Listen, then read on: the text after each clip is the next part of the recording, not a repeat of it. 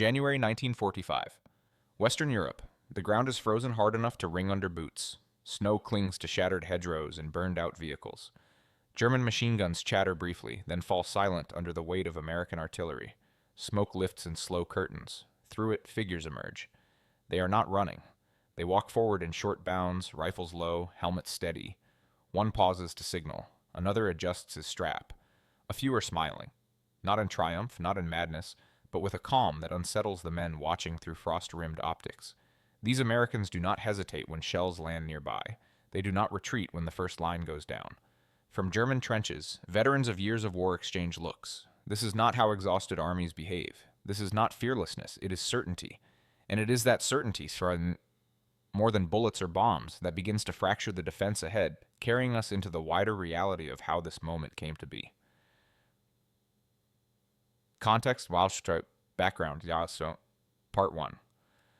By the time American soldiers began advancing across Western Europe in late 1944, the war had already reshaped the expectations of every army involved. For Germany, this was the 6th year of near-continuous conflict. Its soldiers had marched through Poland in 1939, overrun France in 1940, and fought a war of annihilation in the Soviet Union. Each campaign had reinforced a central belief within the Wehrmacht. Morale broke first. Once an enemy line wavered, collapse followed. German doctrine was built around this assumption. Shock, speed, and pressure were meant to disorient opponents before they could recover. In Poland and France, this had worked almost flawlessly. Even on the Eastern Front, where Soviet resistance hardened, German officers learned to read signs of psychological exhaustion, disorganized retreats, panicked movements, abandoned positions. War, as they understood it, was as much about breaking the will as breaking the body. The Western Front of 1944 to 45 was supposed to follow familiar patterns.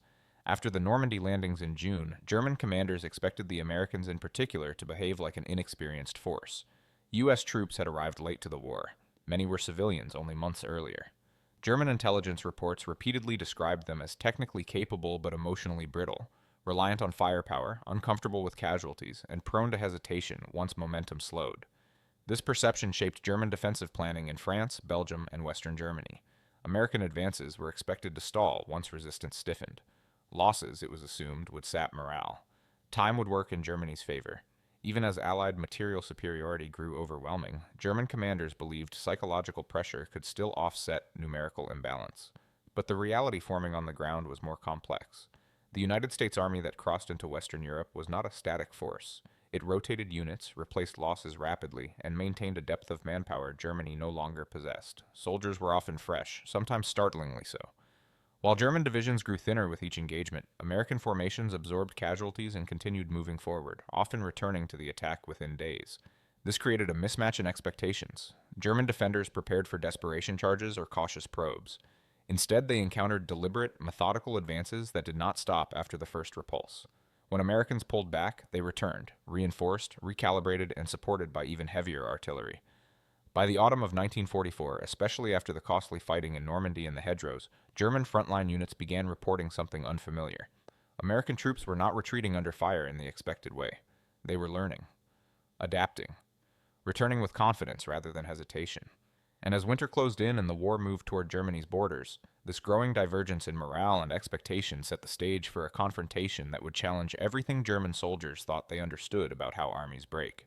By late 1944, the American presence in Western Europe was no longer defined by inexperience. It was defined by system. What German soldiers encountered at the front was not simply individual bravery, but the visible result of an industrial and organizational structure designed to sustain pressure indefinitely. American training emphasized repetition and procedure over improvisation. Infantry units were drilled to advance under fire in measured phases, suppress, move, consolidate, until those actions became reflexive. This did not produce dramatic charges or flamboyant battlefield gestures. It produced predictability. And predictability, when backed by overwhelming support, became a form of psychological stability. Behind each advancing rifle squad stood artillery units capable of delivering fire missions within minutes. U.S. doctrine treated artillery not as a reserve weapon, but as an extension of the infantry. Forward observers moved with the line, radios close at hand. When resistance stiffened, shells arrived quickly, often with an accuracy and volume German units could no longer match.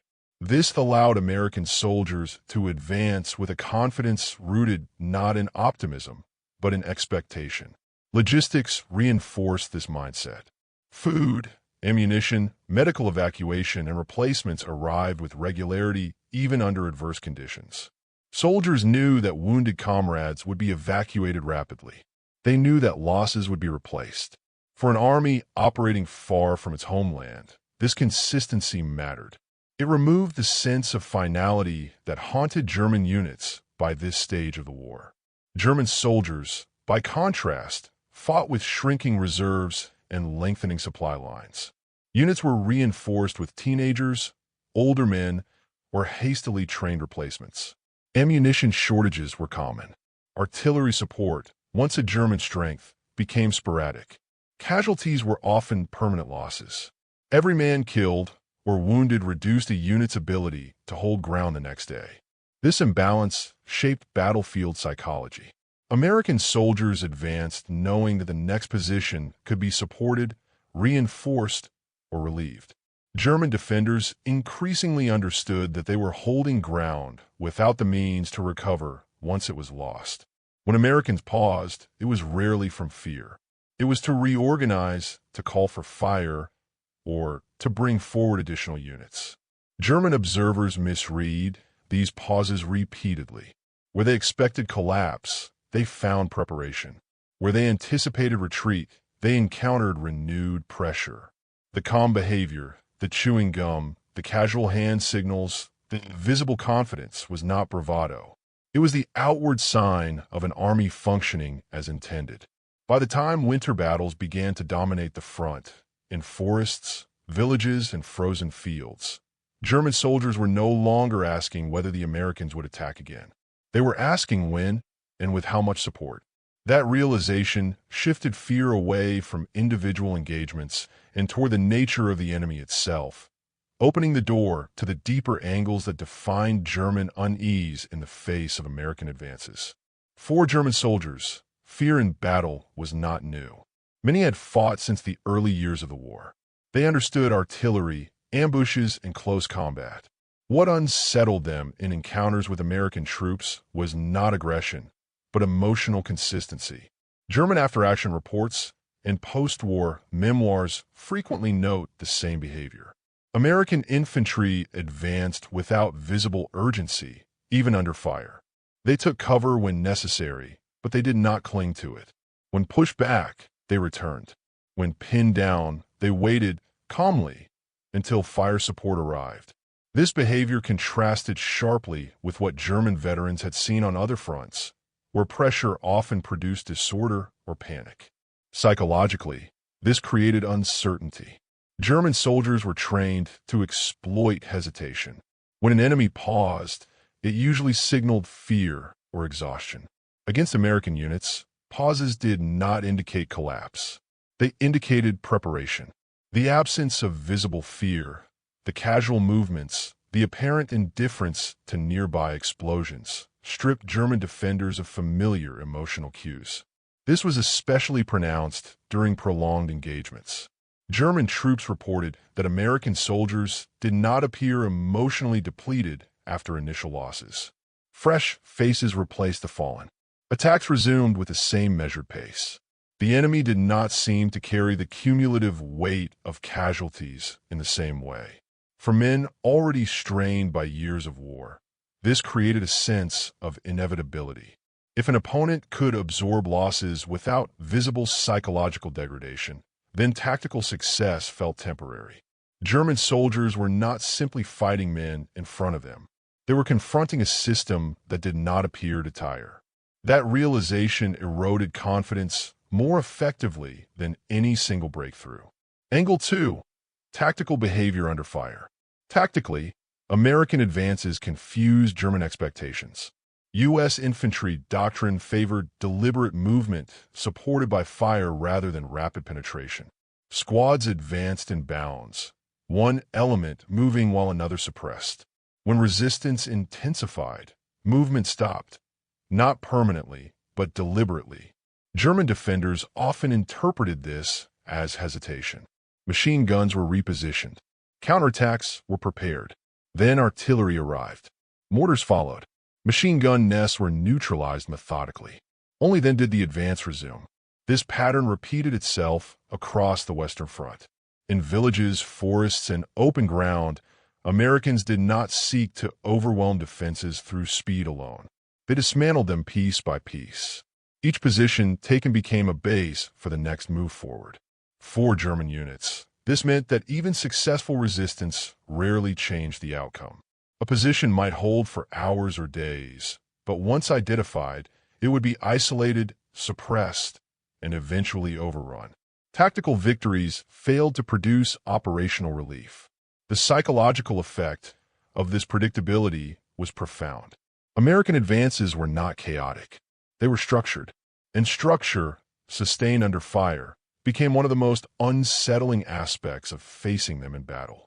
This tactical and emotional pressure was only amplified by deeper structural advantages that shaped how the war was being fought on every level. Angle 3. Technology, firepower, and industrial weight. To German soldiers on the ground, American technology did not appear as a single overwhelming weapon. It revealed itself gradually through repetition and reliability. Artillery arrived when called. Radios worked. Ammunition flowed forward. Air support appeared when weather allowed, often with devastating precision. American artillery, in particular, reshaped battlefield psychology. German veterans frequently remarked that U.S. guns fired faster and longer than expected. Fire missions were sustained, coordinated, and adjusted in real time. Where German barges had become shorter due to ammunition shortages, American fire seemed inexhaustible. This imbalance reinforced the sense that time favored the attacker. Industrial capacity mattered in subtle ways. Damaged vehicles were replaced. Lost equipment reappeared. Worn units were rotated out of the line. 4 German defenders. Every destroyed American tank or gun felt tactically meaningful but strategically irrelevant. The next day, another would arrive. This technological consistency stripped away hope that attrition alone could halt the advance. German soldiers understood that even successful resistance did not reduce American capacity. It only delayed the inevitable. Angle 4. Leadership and decentralized control. At the small unit level, American leadership further unsettled German expectations. U.S. doctrine emphasized initiative among non-commissioned officers. Squad leaders and platoon sergeants were empowered to adapt without waiting for higher command approval. This allowed American units to recover quickly from disruption. When an officer fell, the unit did not freeze. Another leader stepped forward. Orders were simple, clear, and focused on immediate objectives. This reduced confusion under fire and maintained momentum. German leadership, by contrast, suffered from rigid command structures and increasing shortages of experienced officers. Orders often traveled slowly. Flexibility decreased as losses mounted. In chaotic conditions, units struggled to respond as effectively. German soldiers noticed this difference. American formations appeared resilient to shock. Disruption did not spread. Confusion was contained. The line bent, but it did not break. By late 1944, these combined factors, psychological stability, tactical discipline, technological depth, and adaptive leadership, had reshaped how German troops perceived the Americans. They were no longer viewed as an inexperienced enemy relying solely on firepower. They were seen as a force that advanced with confidence born of certainty, pushing the war toward a decisive moment that would test whether German defenses could hold it all. The turning point did not arrive in a single day or at a single location. It emerged through repetition, across multiple fronts, as German units confronted the same pattern again and again. Normandy's hedgerows, the Hürtgen Forest, the plains of Lorraine, each battlefield reinforced the same conclusion.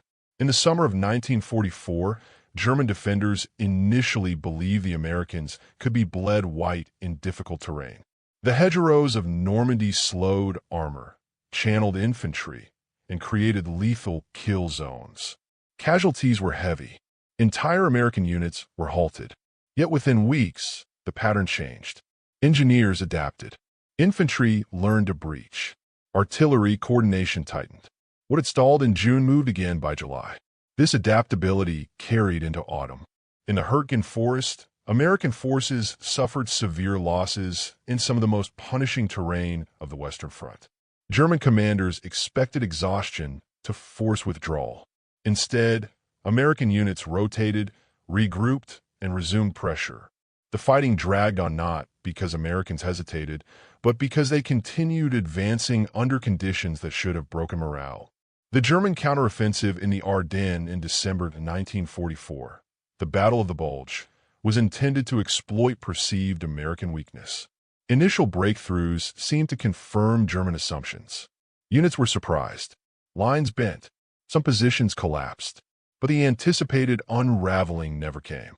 American resistance hardened rapidly. Supply lines were restored. Air power returned once weather cleared. German spearheads slowed, then stalled. Even under intense pressure, American units did not disintegrate. They absorbed the shock, reorganized, and counterattacked. For German soldiers involved in the later stages of the offensive, the realization was stark. The Americans were not demoralized by surprise or losses. They were angered, focused, and methodical. Positions lost in December were reclaimed in January. Attacks resumed with the same calm determination seen months earlier. By early 1945, as American forces pushed toward the Rhine, German defenders understood that each engagement followed the same trajectory. Initial resistance inflicted casualties. Artillery answered. Infantry advanced. The line moved forward. This was not recklessness. It was momentum grounded in certainty, and it was about to reach its breaking point. As American forces crossed into the German heartland in early 1945, the psychological shift among German defenders became unmistakable. The battlefield no longer felt contested in the traditional sense. It felt managed by the attackers. In the Rhineland, German units prepared layered defenses along rivers, towns, and forested ridges. These positions were tactically sound. They had fields of fire, cover, and pre-registered artillery. On paper, they should have imposed heavy costs. And they did. American casualties mounted during crossings and assaults. Yet the outcome remained unchanged.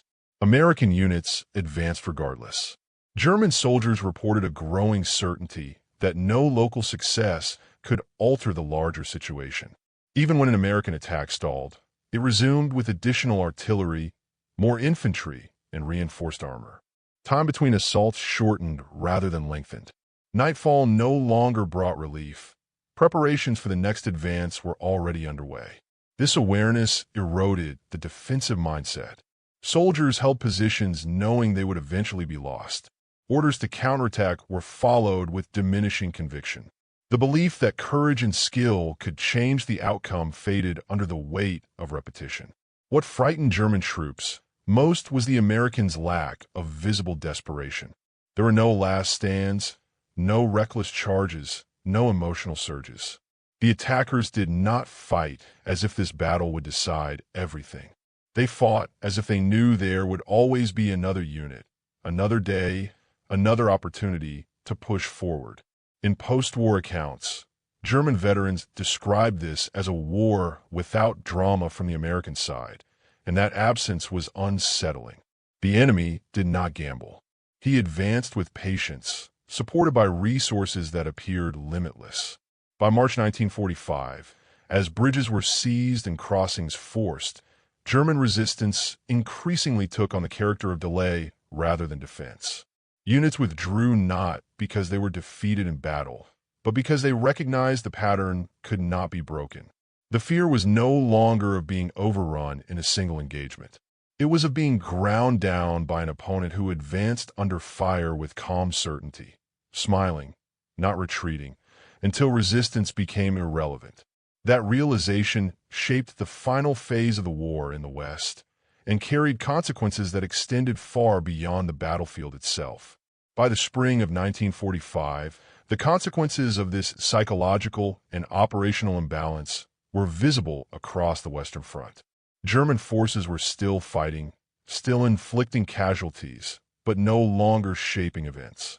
The initiative had passed permanently to the advancing Americans and their allied partners. In practical terms, this meant that German defensive lines no longer functioned as barriers. They functioned as speed bumps. Each river line, town, or forest delayed the advance briefly, but none reversed it.